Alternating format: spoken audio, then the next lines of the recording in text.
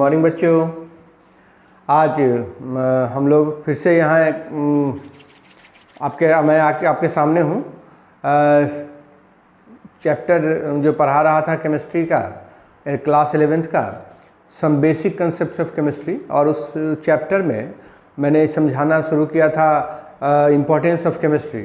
तो ये अभी जो पढ़ा रहा हूँ, अभी जो समझा रहा हूँ आपको, निश्चित रूप से वो सिलेबस का पार्ट है, लेकिन उसको थोड़ा सा एक्सटेंसिव कर दिया हूँ। एक्सटेंसिव कर देने का मेरा अपना एक मतलब है कि इसको थोड़ा सा डेप्थ में पढ़ा रहा हूँ कि आपका इंटरेस्ट इसमें आएगा। केमिस्ट्री का जो इम्पोर्टेंस है, अगर हम उसको खूब अच्छे से समझ लें तो उसको पढ़ने में इंटरेस्ट आएगा निश्चित रूप से। किसी का अगर सही इंपॉर्टेंस हमको पता चल जाए, उसका यूज़ पता चल जाए, यूटिलिटी पता चल जाए, तो हम उसमें बड़ा ही मन से काम करते हैं। इसलिए मैं इतना इसको एग्जॉस्टिव कर रहा हूँ। आप एग्जॉस्टिव समझ रहे होंगे भी, लेकिन ये बड़ा ही इम्पॉर्टेंट चीज़ है, क्योंकि इसी में आपको इंटरेस्ट आने वाला है। आपका जो रिदम बनने वाला है इसी के कारण बनने वाला है। क्योंकि केमिस्ट्री को अगर हमने समझ लिया कि केमिस्ट्री का इम्पोर्टेंस क्या है और हमको पढ़ने से क्या क्या फ़ायदे मिलेंगे, तो निश्चित रूप से उसमें इंटरेस्ट आएगा। और मैं उन्हीं फ़ायदों के बारे में भी आपको समझा रहा हूँ, इम्पोर्टेंस के बारे में समझा रहा हूँ। फिर से एक रिक्वेस्ट करना चाहूँगा कि सभी लोग इस चैनल को सब्सक्राइब करें और लाइक बटन दबाना न भूलें।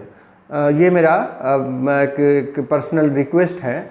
और एक और भी बात आपसे कहूँगा कि जितने भी सब्सक्राइबर्स हैं मेरे, या जो भी व्यूवर्स हैं, मिनिमम 5 मिनट्स आप इस वीडियो को ज़रूर देखें। 5 मिनट्स ही देखें आप, उसके बाद आप उसको छोड़ नहीं पाएंगे। निश्चित रूप से ये इतना इंटरेस्टिंग होगा कि आप उसको छोड़ नहीं पाएंगे।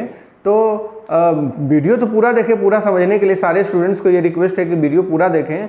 और जो भी मेरे व्यूवर्स स्टूडेंट्स नहीं हैं, वो एल्डर एज के हैं, उनके लिए भी ये बड़ा ही बेनिफिशियल है। उनको खुद से ये समझ में आ जाएगा कि हमको किस समय क्या दवा लेनी चाहिए। जैसा कि मैंने आपको पिछले वीडियो में बताया था, वादा किया था मैंने कि मैं अगले दिन आपको मेडिसिन्स के बारे में, केमिस्ट्री का मेडिसिन्स में क्या इंपॉर्टेंस है, मेडिसिनल केमिस्ट्री एक अलग ब्रांच होता है, वहाँ मेडिसिन में किस केमिस्ट्री का क्या इंपॉर्टेंस है, कैसे रोल प्ले करता है, इस पर हम लोग बृहद चर्चा करेंगे। और मैंने कहा भी था कि आपको छोटा मोटा चलता फिरता एक डॉक्टर आप बन जाएंगे। आप अपने इलाज के लिए थोड़ा बहुत अंदाज़ा, थोड़ा बहुत मेडिसिन ज़रूर ले पाएंगे। तो मैं शुरू करता हूँ। इम्पोर्टेंस ऑफ केमिस्ट्री मैंने लिख दिया है, इम्पोर्टेंस ऑफ केमिस्ट्री। और जो भी टॉपिक मैंने पढ़ाया था पिछले दिनों की, केमिस्ट्री का इम्पोर्टेंस कहाँ कहाँ है, तो मैंने कहा था कि टूथपेस्ट हुआ, हमारा साबुन हुआ, हमारा डिटर्जेंट हुआ, ये सब केमिकल कंपाउंड्स हैं। फिर फर्टिलाइजर्स के बारे में बात किया कि ये भी केमिकल कंपाउंड्स है। और इससे आज का जो सिनेरियो है, इस तरह से जो पॉपुलेशन में इसका ये एक्सप्लोजन हुआ है, तो उस एक्सप्लोजन को खाना कहाँ से मिलेगा, अनाज कहाँ से मिलेगा, इसके लिए हमको फर्टिलाइजर्स की ज़रूरत है, पेस्टिसाइड्स की ज़रूरत है, जर्मिसाइड्स की ज़रूरत है। और उन सारे चीज़ों से की बदौलत आज पैदावार इतना बढ़ा है कि इस लार्ज पॉपुलेशन के लिए भी भोजन उपलब्ध हो पाता है। और इसका श्रेय जाता है पूरा का पूरा उन केमिकल कंपाउंड्स को, डायरेक्टली केमिस्ट्री को। तो हम लोग इसको इम्पोर्टेंस को आगे बढ़ाते हैं। इन मेडिसिन्स में इसका क्या इम्पोर्टेंस है, केमिस्ट्री मेडिसिन के लिए कैसा रोल प्ले करता है, हम लोगों को ये समझना है। मेडिसिन्स, तो पहले ये समझना होगा कि मेडिसिन्स हैं क्या।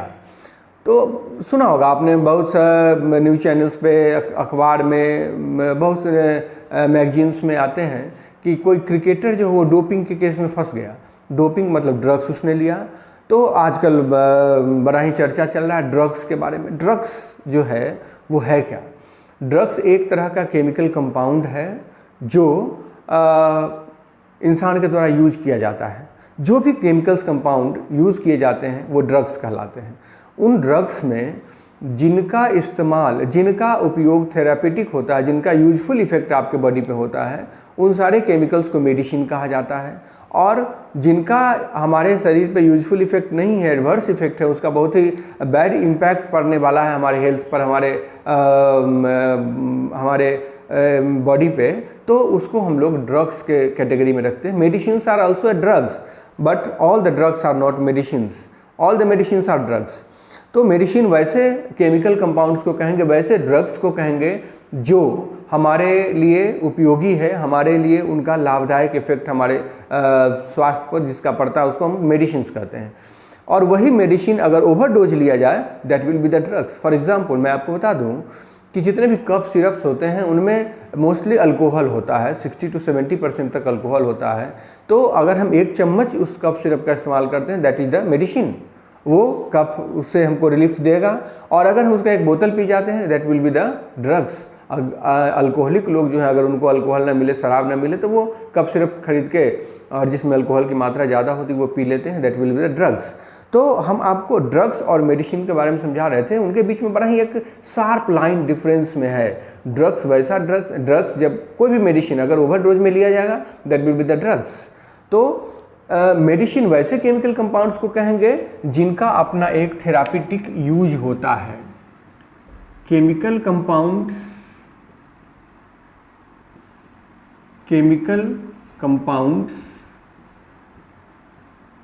हैविंग थेरापेटिक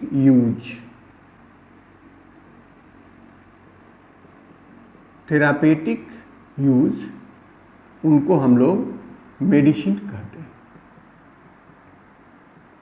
एक बात और भी बताया कि ऑल द मेडिसिन्स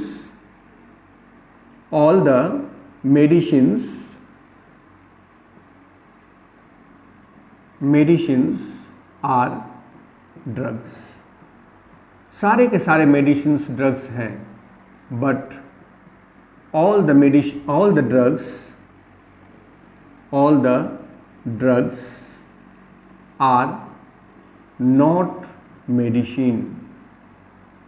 हम इस पर एक आज का क्लास ही उसी को डेडिकेटेड है, मेडिसिन को डेडिकेटेड है, और इससे बहुत लाभ होने वाला है। क्योंकि आज के ज़माने में मैक्सिमम बहुत सारे लोग तरह तरह के प्रॉब्लम्स को फेस करते हैं, और उनको जैसे सपोज कीजिए कि हमने डॉक्टर से इलाज करवाया, तो मुझे समझ में तो आनी चाहिए ना कि जो दवा दिया है डॉक्टर ने वो सही दवा है, या उसके बारे में थोड़ी बहुत जानकारी तो हमको होनी चाहिए। तो वो थोड़ी बहुत जानकारी के लिए आज का क्लास बड़ा इंपॉर्टेंट है। सभी लोग बड़े ध्यान से देखिए और पूरा वीडियो देखिए, आपको बड़ा ही हेल्प मिलेगा और लगेगा लास्ट में कि ये तो मेरे काम की चीज़ थी। अब मैंने ये समझाया आपको कि ड्रग्स और मेडिसिन में बड़ा बारीक अंतर होता है। तो वैसे सारे के सारे केमिकल्स मेडिसिन कहे जाते हैं जिनका एक यूजफुल इफेक्ट है हमारे हेल्थ पे, that will be the medicine. और एक बात और समझ लीजिए कि use of chemicals for the treatment,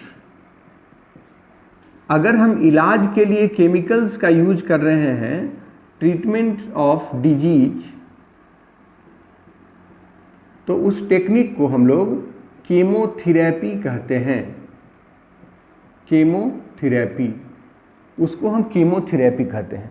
बता दें आपको कि जितने भी मेडिसिन्स हैं सारे के सारे केमिकल कंपाउंड्स हैं, चाहे वो एलोपैथिक हो, होम्योपैथिक हो। सपोज कीजिए कि हम होम्योपैथिक की ही बात करते हैं, वो बनाया नहीं जाता है, that will be obtained from the natural sources. Suppose कीजिए उनका सबका बोटेनिकल नेम होता है, जो जिस प्लांट से वो एक्सट्रैक्ट किया जाता है उनका बोटेनिकल नेम है, चाहे उनका अपना एक लैटिन नेम है। जैसे आपने अभी बड़ा ही चर्चित दवा थे आर्सेनिकम एल्बम 30, जो कहते थे कि कोरोना को बचाने में काम आएगा, तो उसमें है क्या आर्सेनिकम एल्बम 30, तो आर्सेनिक है। आर्सेनिक हम लेते हैं और उसका अपना एक अलग अलग इफेक्ट है बॉडी पे, उसका एडवर्स इफेक्ट भी है। आर्सेनिक पॉइजनिंग हो जाने से जैसे कुष्ठ हो जाता है, वैसा वैसा सभी जोड़ पे एक प्रॉब्लम शुरू हो जाएगा, जितने भी जॉइंट्स हैं वहाँ प्रॉब्लम शुरू हो जाएगा। जितने भी मेडिसिन्स हैं सारे के सारे, चाहे वो होम्योपैथिक मेडिसिन हो चाहे एलोपैथिक मेडिसिन हो, वो सारे के सारे केमिकल कंपाउंड्स हैं। होम्योपैथिक मेडिसिन बनाने के लिए जिसका भी, जैसे चिरैता, चिरैता होम्योपैथिक मेडिसिन में, होम्योपैथिक मेडिसिन के दुकान में भी मिलता है। उसको करते क्या है कि चिरैता के जड़ को अल्कोहल में डुबा देते हैं और महीनों उसको छोड़ देते हैं। उसमें का जो भी एक्सट्रैक्ट है वो अल्कोहल में डिजॉल्व हो गया, फिर उसको छान के फेंक दिया, वो क्लास 1 दवा हुआ और उसको पैक करके सप्लाई किया, that will be homeopathic medicine. तो मैक्सिमम होम्योपैथिक मेडिसिन जो है वो अल्कोहल में बनाए जाते हैं और उसमें एक्सट्रैक्ट होता है, वो लेबोरेटरी में सिंथेसाइज नहीं होती, वो नेचुरल सोर्स से ही प्राप्त किए जाते हैं और उनका अपना एक अलग इफेक्ट होता है, अलग अलग होम्योपैथी का एक ब्रांच है, लेकिन है वो केमिकल कंपाउंड्स ही। तो केमिकल का इस्तेमाल कर रहे हैं अगर डिजीज को ठीक करने में तो उसको कहेंगे हम कीमोथेरेपी। कीमोथेरेपी में डिफरेंट ड्रग्स जो होते हैं, ड्रग्स जिसको हम मेडिसिन कहेंगे, हमारे लिए ड्रग्स का मतलब medicines are of different kinds. ये मेडिसिन्स जो हैं डिफरेंट काइंड्स, अलग अलग तरह के होते हैं, डिपेंडिंग अपॉन द फार्माकोलॉजिकल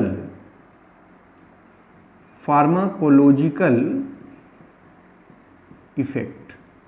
देखिए फार्माकोलॉजिकल क्लासिफिकेशन किया गया, जैसे आपको प्रॉब्लम जनरली क्या होता है कि पेन होगा आपको, या एसिडिटी होगी, या फीवर होगा, या इन्फेक्शन हो सकता है, या एलर्जी हो सकती है आपको, या मेंटल स्ट्रेस हो सकता है, मतलब मेंटल प्रॉब्लम हो सकता है, आप डिप्रेशन में चले जाएं, या आपको हो सकता है शुगर का प्रॉब्लम, या हो सकता है कि हार्ट प्रॉब्लम हो। तो यही सब तो कुछ कॉमन प्रॉब्लम है जो आम इंसान को होता है, जनरल प्रॉब्लम है ये आम इंसान को होता है। ये सब कुछ बीमारियां हैं, ये सब कुछ प्रॉब्लम है जो हम फेस करते हैं, जैसे कभी सर में दर्द हुआ, बदन में दर्द हुआ, पैर में दर्द हुआ, एसिडिटी कॉमन चीज़ है, फीवर हो जाता है, इन्फेक्शन भी हो जाता है, एलर्जी, कुछ लोगों को कभी धूल से एलर्जी होती है, कभी रोटी से एलर्जी, कभी चावल से एलर्जी, मेंटल स्ट्रेस, कभी आदमी डिप्रेशन में चला जाता है, सुसाइड तक कमिट कर लेता है, हार्ट प्रॉब्लम, हार्ट डिजीज हो सकता है, और शुगर। ये सब कुछ कॉमन बातें हैं जो आपको आसपास में दिखे। कैंसर बड़ा रेयर है और उसका अपना एक अलग मैकेनिज्म है, लेकिन इन सारी बातों में हमको क्या करना चाहिए? अगर किसी को हार्ट अटैक आया तुरंत उसको तुरंत बचाने के लिए हम क्या कर सकते हैं? ये सारी बातें जानने के लिए हमको ये समझना होगा कि हार्ट अटैक होता क्यों है। ये शुगर किसी को अगर है तो केवल दवा खाने से ठीक होगा? शुगर को कैसे कंट्रोल किया जा सकता है, मतलब डायबिटीज़ को कैसे कंट्रोल किया जा सकता है? अगर हमारे पास उसकी मैकेनिज्म होगी, उसके बारे में सारी जानकारी होगी, तो हम सही उसका एक प्रिकॉशन रख सकते हैं। दवा तो डॉक्टर से लेंगे ही, लेकिन अपने घर में भी अगर हम उसका परहेज जिसको कहते हैं प्रिकॉशन हम लोग रख सकते हैं और हम जल्दी क्योर हो जाएंगे। हम इवन कि उसको जड़ से भी समाप्त कर सकते हैं। तो इन सारी बातों को, इन सारी जानकारी को यहाँ इकट्ठा करके मैंने आपको बताने का फैसला लिया है। इन सारी बातों पर हम लोग चर्चा करेंगे। तो मेडिसिन्स जो है उनका अलग अलग टाइप होता है। हमने कहा कि फार्माकोलॉजिकल इफेक्ट के बेसिस पर मेडिसिन्स को हम लोग अलग अलग कैटेगरी में डिवाइड करते हैं। टाइप्स ऑफ मेडिसिन, मैं आपको उसके क्लास के बारे में बताऊंगा। टाइप्स ऑफ मेडिसिन, पहला एंटासिड से ही शुरू करते हैं। देखिए एंटासिड जो है वो एक ग्रुप ऑफ मेडिसिन है, कोई एक अकेला मेडिसिन नहीं है। यह एक ग्रुप ऑफ मेडिसिन है जो एसिडिटी के अगेंस्ट में काम करता है, एसिडिटी मतलब हमारे स्टमक का पीएच जो है वो 7 से कम हो गया, एसिडिटी हो गई, बहुत ज़्यादा गैस बन रहा है, तो उसके लिए हमको एंटासिड की ज़रूरत पड़ेगी। हम इसको कह सकते हैं ग्रुप ऑफ मेडिसिन इफेक्टिव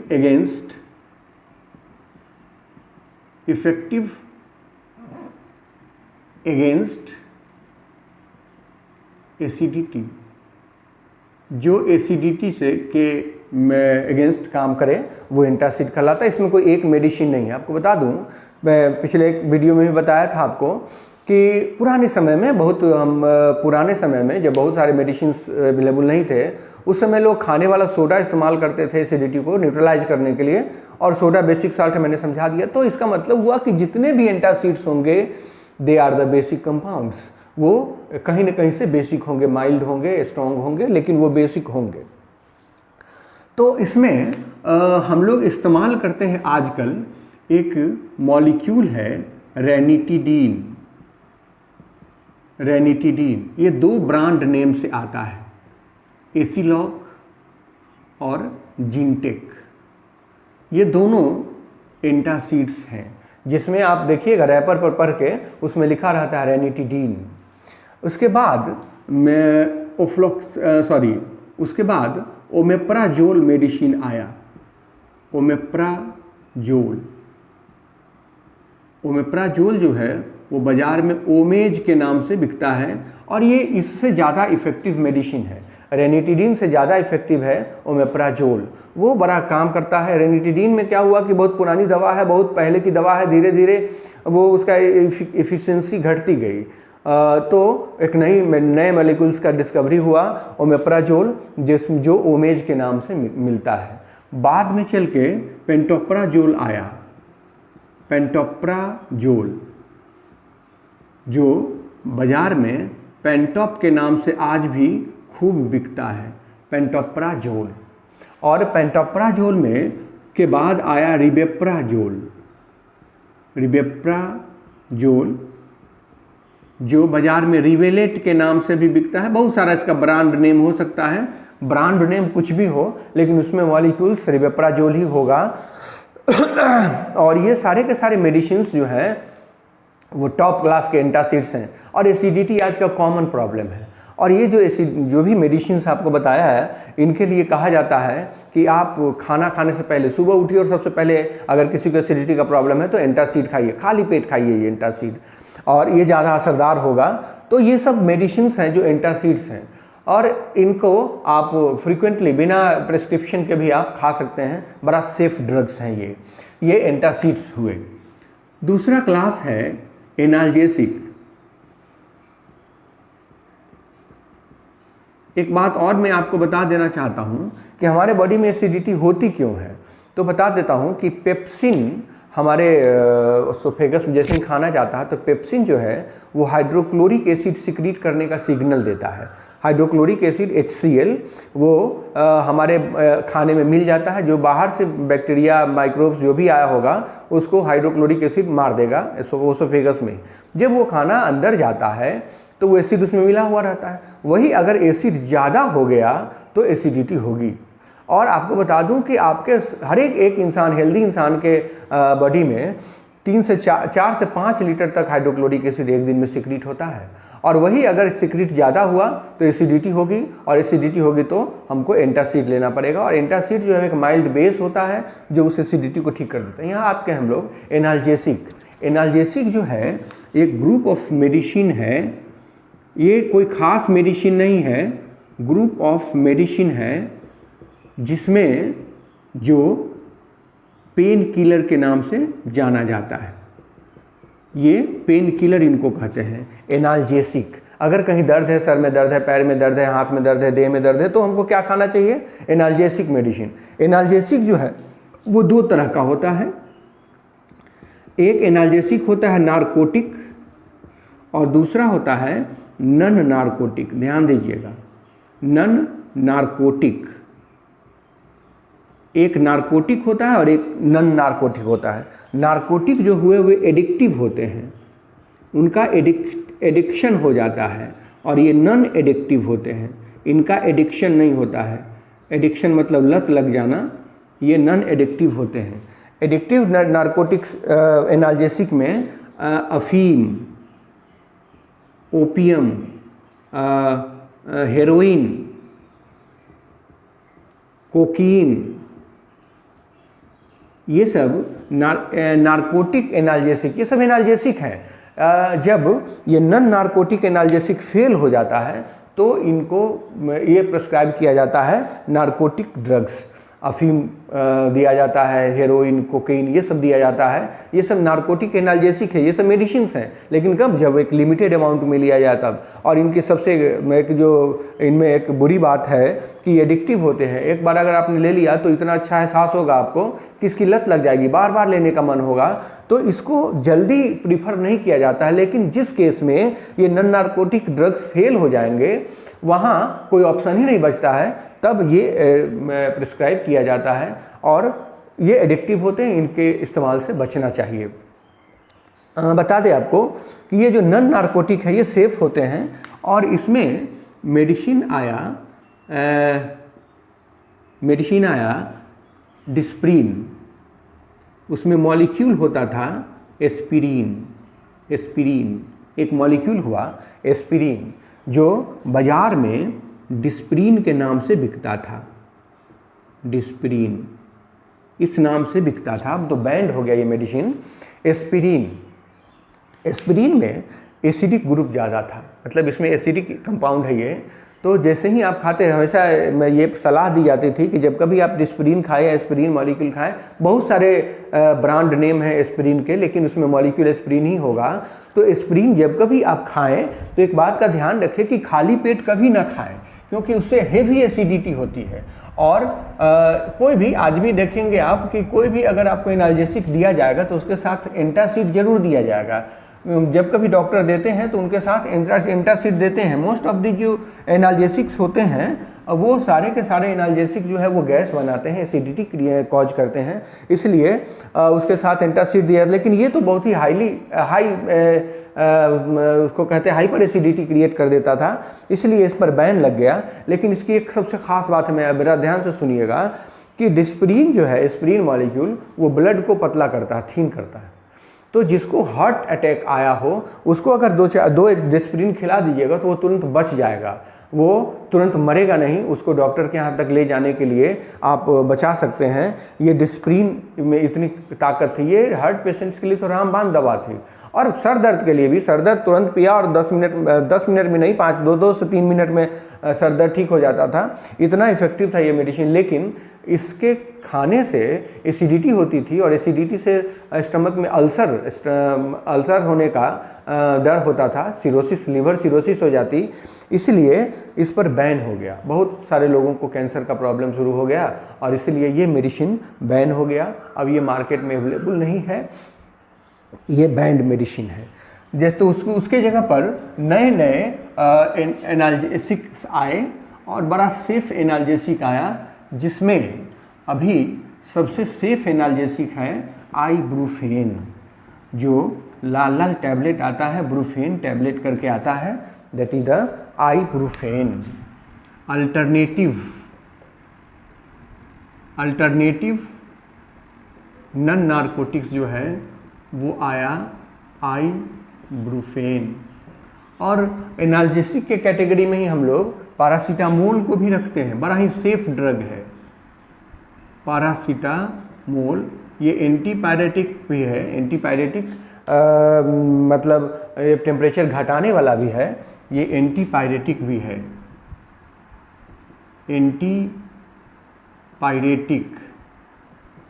ये फीवर में यूज्ड इन फीवर, ये फीवर के केस में भी खूब काम में आता है, और ये एकदम सेफ है, इसका कोई साइड इफेक्ट नहीं है। पैरासीटामोल बड़ा ही सेफ ड्रग है।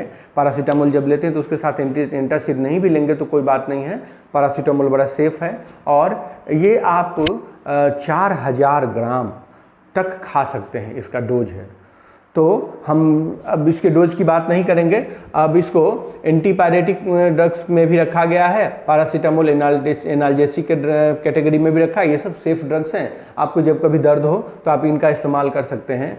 और ये एनाल्जेसिक्स की बात हुई, नारकोटिक और नॉन नारकोटिक एनाल्जेसिक। एनाल्जेसिक के बाद आइए ट्रैंक्विलाइजर्स।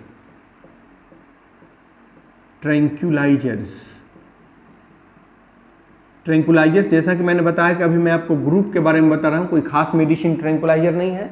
ट्रैंकुलाइजर जो है यह एक क्लास ऑफ मेडिसिन है जो मेंटल पेशेंट्स के लिए इस्तेमाल किए जाते हैं। मेंटल पेशेंट्स से मेरा मतलब जो है वो आप समझ रहे होंगे कि जो डिप्रेशन में चले जाते हैं, डिप्रेशन वाले पेशेंट को ये ट्रैंकुलाइजर्स दिए जाते हैं और ये सीडेटिव होते हैं।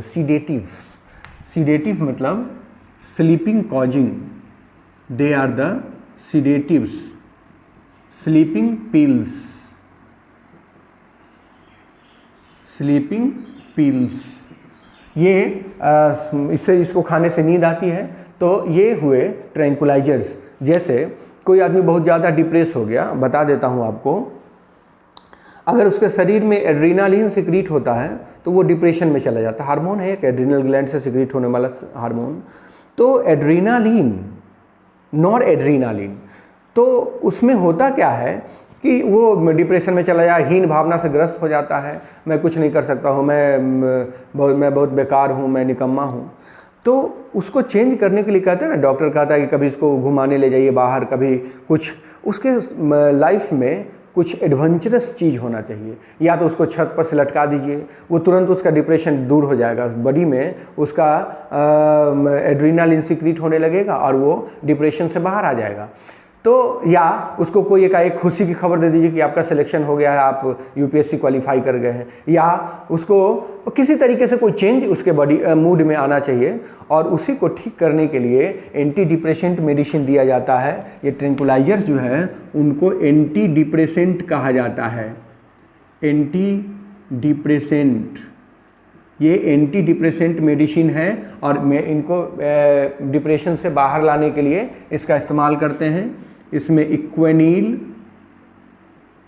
आप उसका ब्रांड नेम है ट्राइका, नाम सुने ही होंगे, एल्पाजोलम, ये सब कुछ ब्रांड नेम है जो सीडेटिव्स हैं, स्लीपिंग पिल्स हैं और इनका ओवरडोज लेने से इंसान की मौत भी हो सकती है। इसलिए बिना डॉक्टर के प्रिस्क्रिप्शन के ये सब बिकते नहीं हैं और आपको अगर लेना है तो आपको डॉक्टर का प्रिस्क्रिप्शन चाहिए और जो डोज डॉक्टर ने प्रिस्क्राइब किया है वही डोज लीजिए, उससे ओवरडोज होने से मौत भी हो सकती है। ये ट्रैंकुलाइजर्स हुए जो हमारे मूड चेंज के लिए रिस्पॉन्सिबल होते हैं और ये ट्रैंकुलाइजर्स हमारा डिप्रेशन से बाहर लाने के लिए जो मेंटल पेशेंट्स हैं उनके लिए इस्तेमाल किए जाते हैं। चौथा है एंटीबायोटिक्स। एंटीबायोटिक्स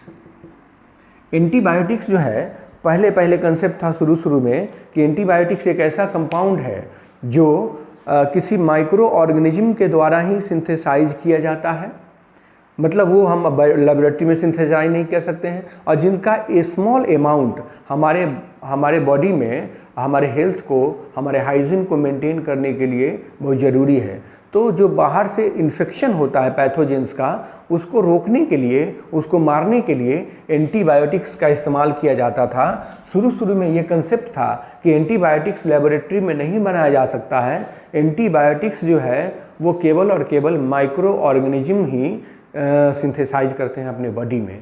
तो एंटीबायोटिक में सबसे पहला पॉल एहलरिच हुए। पॉल एहलरिच ने सबसे पहला एक एंटीबायोटिक बनाया, सेल्वारसन, लेकिन उनका नाम नहीं आता है। जनरल नॉलेज में अगर आपने पढ़ा होगा तो पढ़ते हैं कि सबसे पहला एंटीबायोटिक किसने बनाया, तो अलेक्जेंडर फ्लेमिंग ने बनाया, पेनिसिलिन का नाम आता है।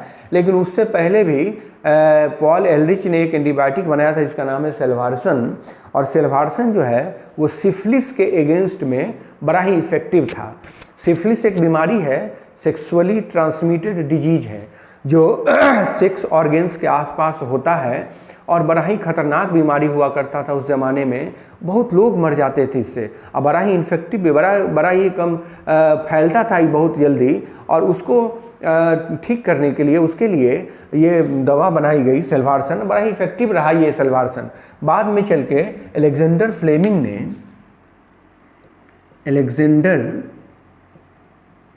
फ्लेमिंग एक साइंटिस्ट हुए, उन्होंने पेनिसिलिन बनाया। पेनिसिलिन एंटीबायोटिक, और इसके बाद तो एक रिवॉल्यूशन जैसा आ गया केमिस्ट्री इसके एंटीबायोटिक्स के रिसर्च में, और उसके बाद बहुत सारे एंटीबायोटिक्स बने। एंटीबायोटिक्स जो है वो आपको बता दें कि इन्फेक्शन से हमारी रक्षा करता है। एंटीबायोटिक्स दो तरह के होते हैं, दो क्या तीन तरह के कह सकते हैं। एक broad spectrum antibiotic, broad spectrum antibiotic, एक narrow spectrum antibiotic, narrow spectrum antibiotic, एक लिमिटेड स्पेक्ट्रम एंटीबायोटिक।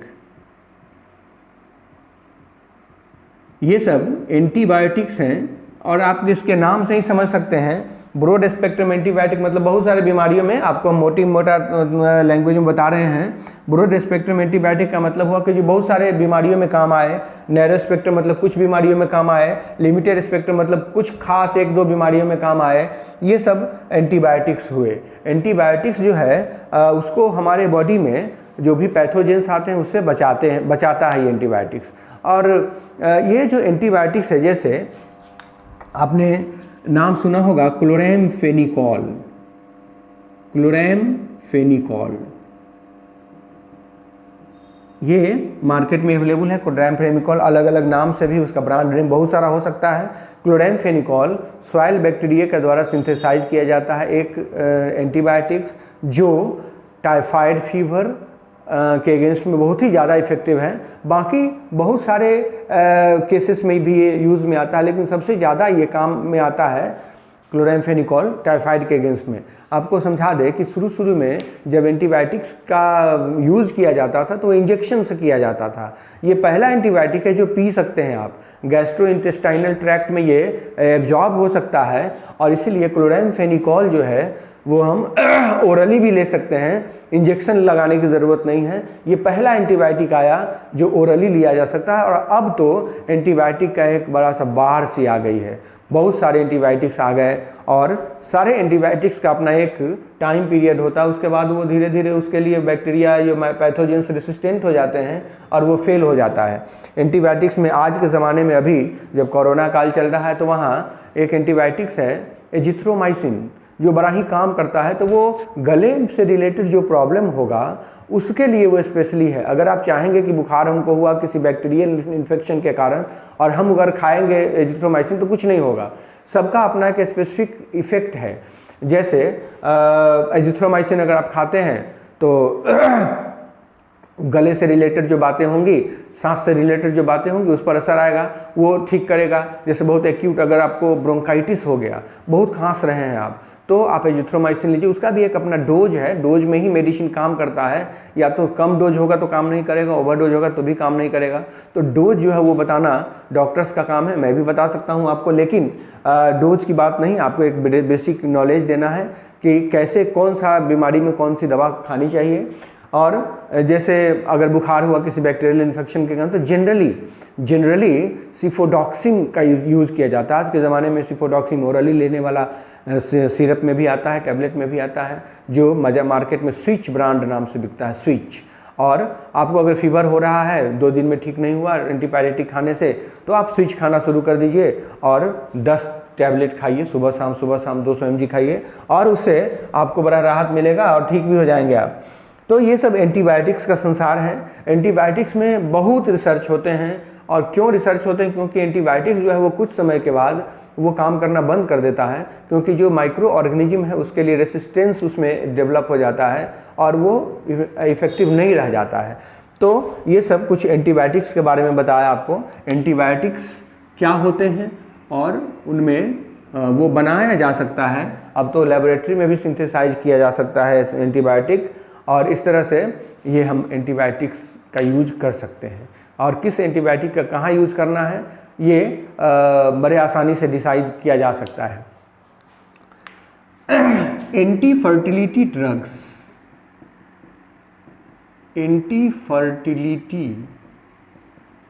ड्रग्स नाम से ही आप समझ गए होंगे कि पॉपुलेशन ग्रोथ को कंट्रोल करने के लिए एंटी फर्टिलिटी ड्रग्स, जैसे एंटी फर्टिलिटी ड्रग्स को तो वेस्टर्न कंट्रीज़ में पिल्स आफ्टर मॉर्निंग, मतलब सुबह होते ही एक बार वो खा लेना है। तो एंटी फर्टिलिटी ड्रग्स जो हैं ये पॉपुलेशन ग्रोथ को रोकने के लिए to control the population growth को रोकने के लिए एंटी फर्टिलिटी ड्रग्स का इस्तेमाल किया जाता है, और उसमें होता है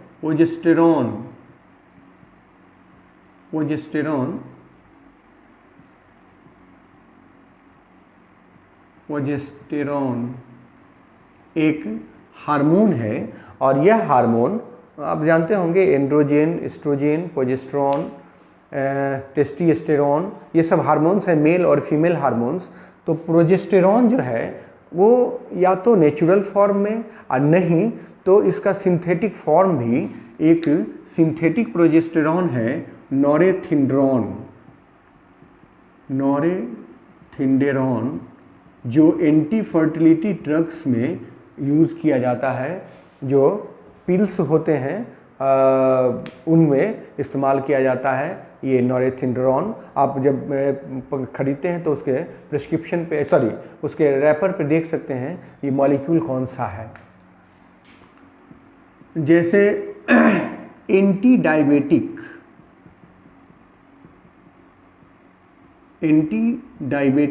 ड्रग्स, मेडिसिन। एंटी डायबिटीज़ तो आज का एक लगता है कि कॉमन सा प्रॉब्लम हो गया है। मैक्सिमम लोग जो हैं वो डायबिटीज़ से, या कम उम्र के लोग भी डायबिटीज़ से ग्रसित हैं। तो डायबिटीज़ मतलब मधुमेह, मतलब शुगर का प्रॉब्लम। शुगर कैसे हो जाता है ये समझिए कि हम जो भी ग्लूकोज जो भी खाते हैं उसमें कार्बोहाइड्रेट, मैंने पिछले क्लास में भी बताया था, कार्बोहाइड्रेट है, वो कार्बोहाइड्रेट में सुक्रोज है, सुक्रोज टूट के हमको ग्लूकोज देता है, चाहे वो किसी भी सोर्स से मिले, ग्लूकोज तो मिलता है। और वह ग्लूकोज सेल में जो के भीतर जो माइटोकॉन्ड्रिया होता है, उस माइटोकॉन्ड्रिया पर उसका रेस्पिरेशन होता है, उसे एनर्जी मिलती है। अगर ग्लूकोज उस सेल के भीतर नहीं जा पाया, या ज़रूरत से ज़्यादा ग्लूकोज हमारे बॉडी में जिसको हम बर्न नहीं कर पा रहे हैं, तो वही शुगर मतलब डायबिटीज़ का कारण बनता है, या मोटापे का भी कारण बनता है।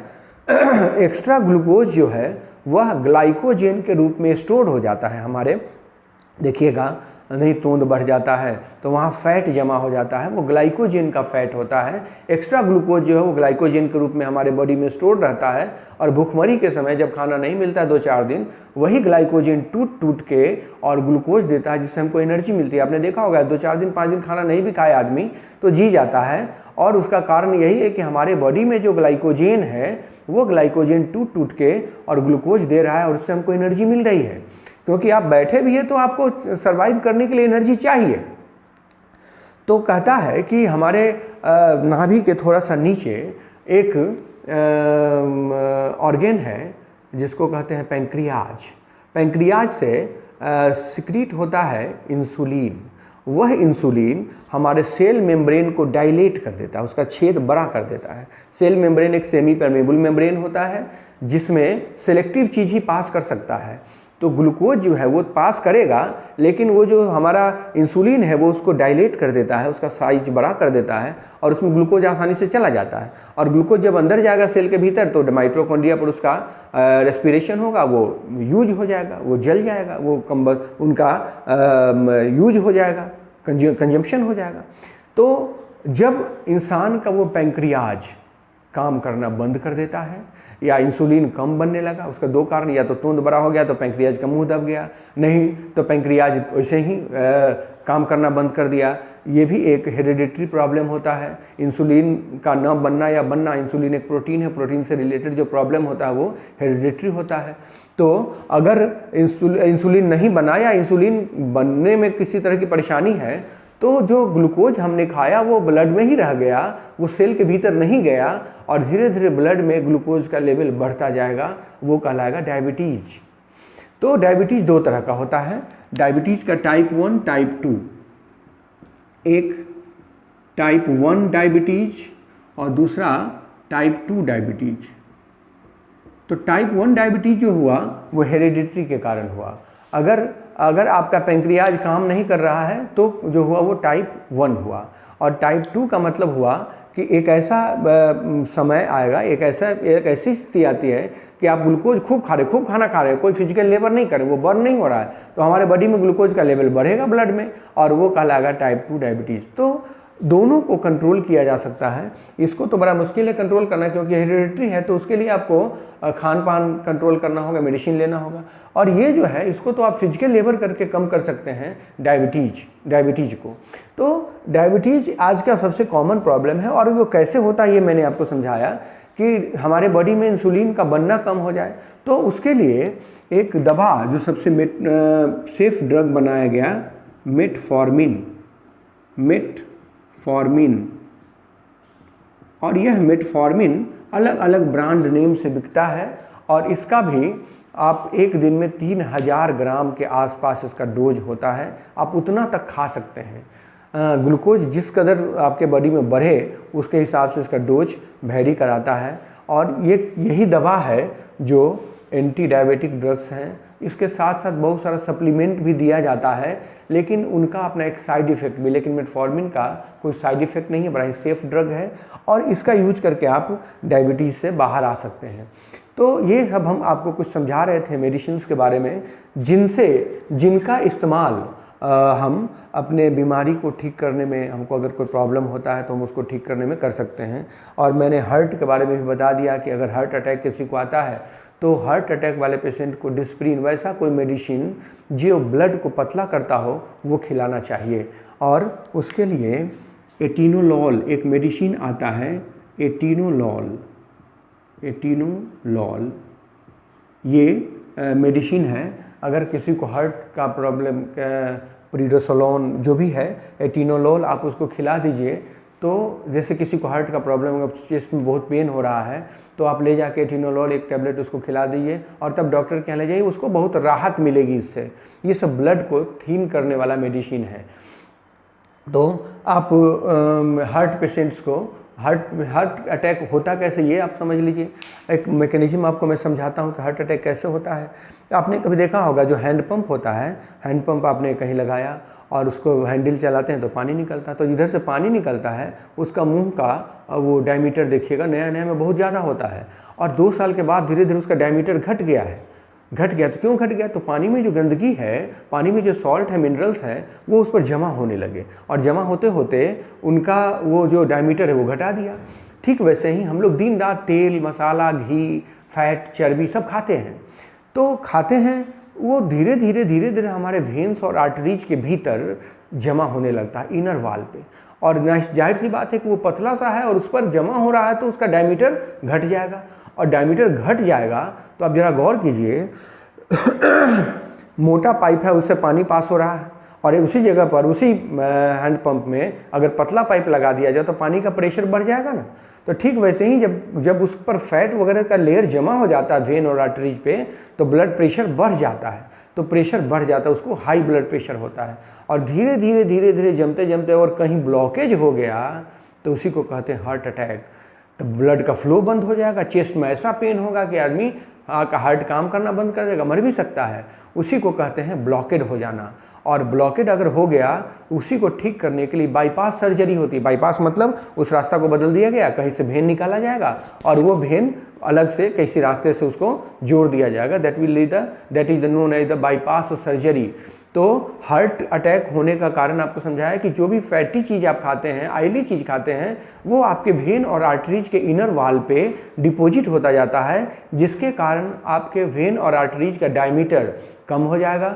और डायमीटर कम होने से उसमें ब्लड का फ्लो जब होगा, तो ब्लड के फ्लो होने से प्रेशर बढ़ेगा, और उसको हाई ब्लड प्रेशर कहते हैं। और हाई ब्लड प्रेशर होने से हमारा चेस्ट पेन होगा। चेस्ट पेन, उसी को हार्ट अटैक कहते हैं, minor heart attack, severe heart attack.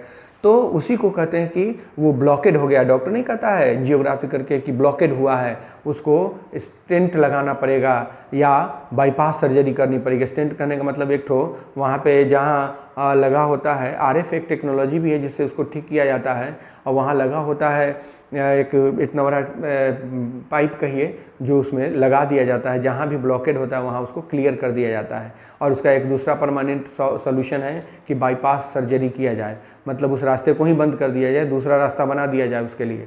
तो ये टेक्नोलॉजी है जिससे हार्ट पेशेंट्स बच भी जाते हैं। बातें बहुत सारी हैं, जितने भी प्रॉब्लम्स होते हैं उन सारे प्रॉब्लम्स का अगर मैकेनिज्म समझ में आ जाए, तो अगर हमको उसका कारण समझ में आ जाए तो हम पहले से प्रिकॉशन रख सकते हैं। और प्रिकॉशन रखने में प्रिकॉशन रख सकते हैं, रखते हैं कि नहीं रखते हैं ये नहीं बता सकते हैं।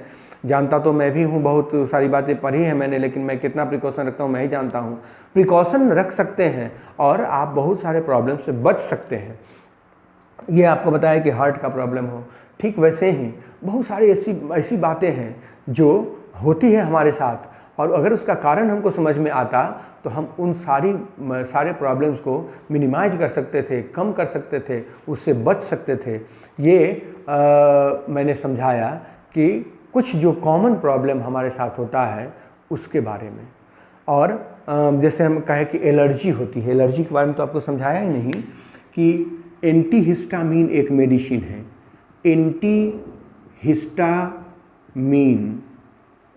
एंटीहिस्टामीन जैसे बार बार छींक आना या स्किन पैरेसिस हो जाना, धूप में निकलने से पूरा चेहरा लाल हो जाना, ये सब कुछ एलर्जी के साइन होते हैं।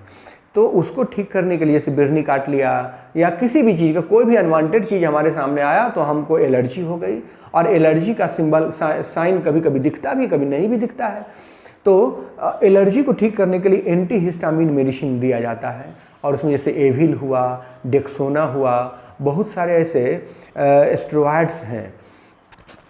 स्टेरॉइड्स के बारे में चर्चा चली तो मैं थोड़ी सी बात कर लेता हूँ। आपने महाभारत में सुना होगा कि भीम को जहर खिला के दुर्योधन जो है वो नदी में फेंक देता है, वो नदी में गिरता है, अपने नाना के नाग लोग पहुंच जाता है, वो नाना उसके खीर खिलाते हैं, उससे उसको 100 हाथी का ताकत आ जाता है। वो खीर कुछ था नहीं, उसमें स्टेरॉइड मिला हुआ था। स्टेरॉइड खाने से इंसान की ताकत बहुत गुना बढ़ जाती है। इंसान की ताकत इसलिए बढ़ जाती है क्योंकि इंसान के शरीर में ब्लड का फ्लो बढ़ने लगता है, और जब ब्लड का फ्लो बहुत ज़्यादा बढ़ जाएगा तो जहाँ जैसे ही आपने देखा होगा जहाँ ब्लड का फ्लो कम होगा वहाँ वो अंग, वो पोर्शन वीक हो जाता है।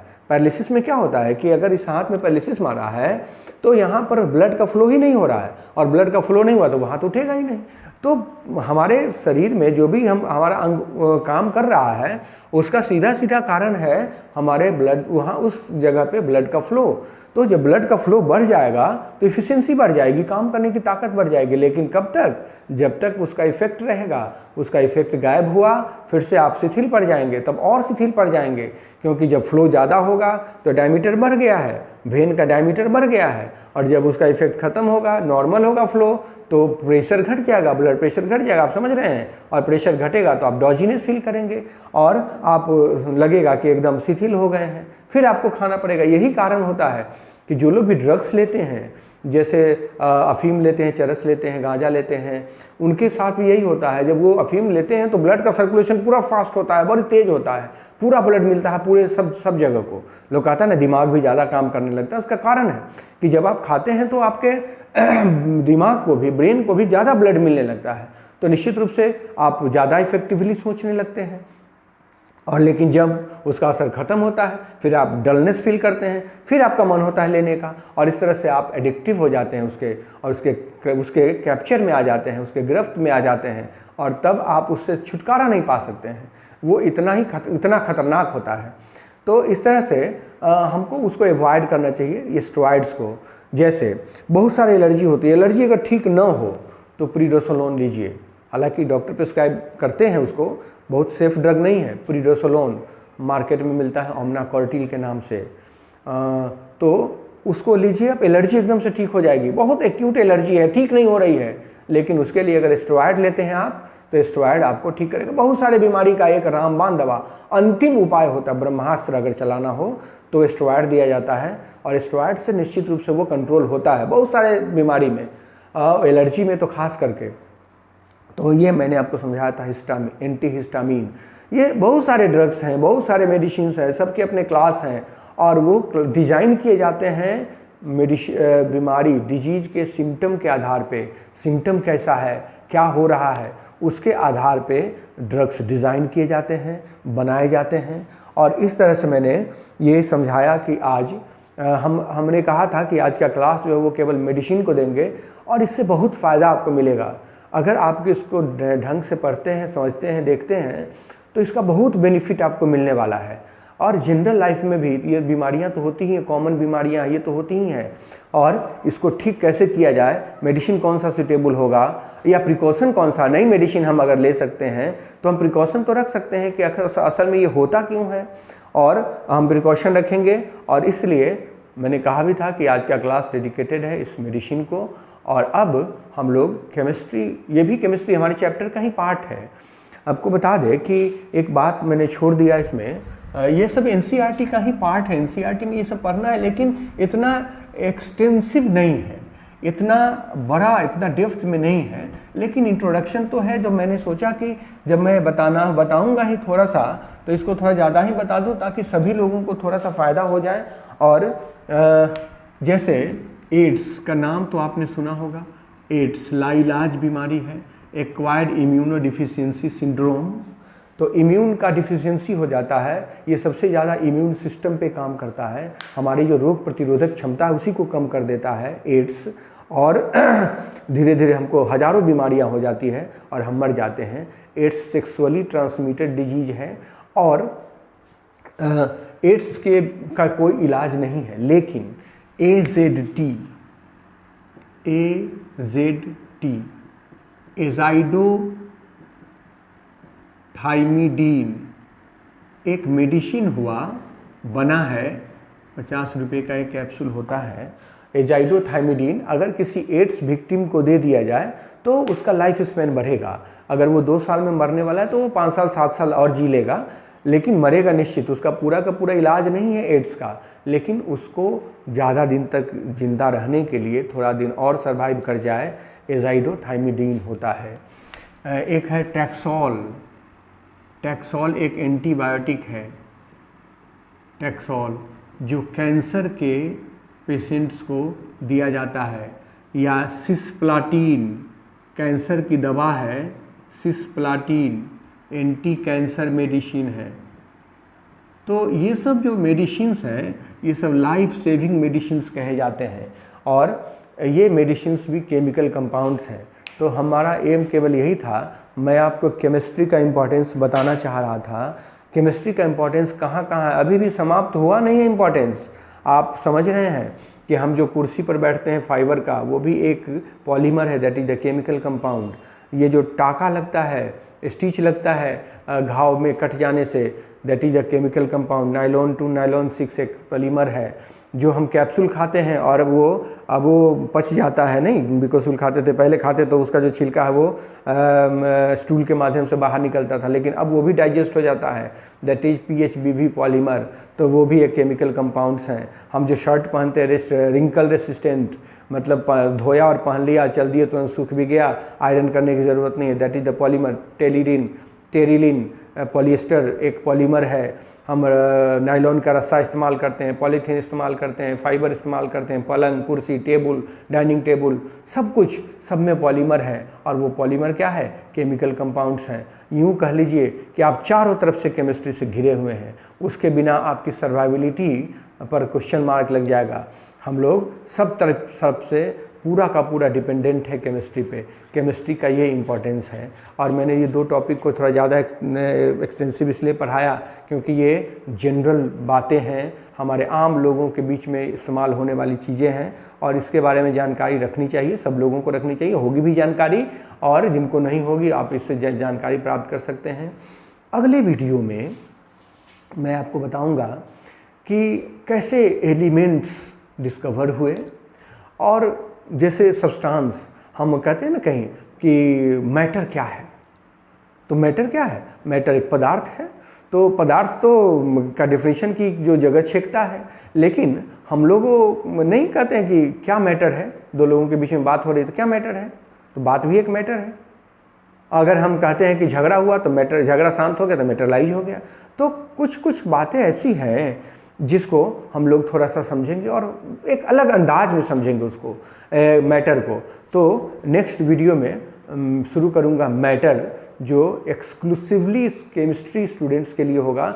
ये तो सबके लिए, ये केमिस्ट्री स्टूडेंट्स के साथ साथ बाकी आम लोगों के लिए भी ये जानकारी ज़रूरी है, लेकिन वो जो मैं जानकारी दूंगा वो भी सबके लिए ज़रूरी है। अब क्षितिजल पावक गगन समीरा पंचतत्व या अधम शरीरा, ये बातें जो हैं उस पर भी थोड़ी सी चर्चा करेंगे हम लोग, लेकिन साइंटिफिक नज़रिए से उस पर चर्चा करेंगे। साइंस के स्टूडेंट होने के नाते हम लोग सब कुछ को साइंस के नज़रिए से देखते हैं और उसको उस पर खरा पाते हैं। तो हम लोग इसको समझेंगे। नेक्स्ट वीडियो में मैटर पढ़ेंगे और उसको पढ़ने का एक अलग तरीका होगा। तो आज का क्लास यहीं समाप्त करते हैं। धन्यवाद।